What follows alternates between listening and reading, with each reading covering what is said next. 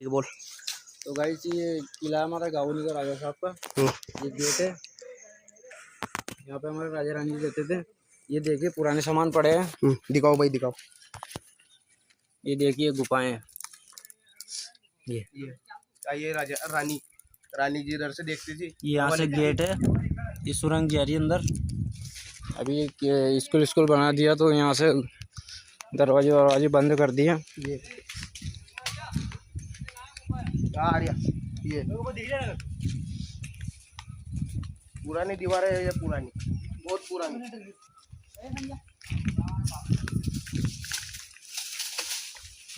ये देखिए हमारा चौराहे अंदर है। ये देखो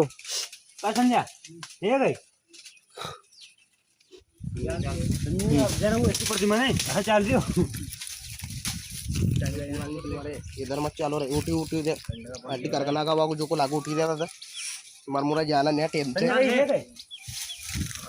चार को चल जो इधर को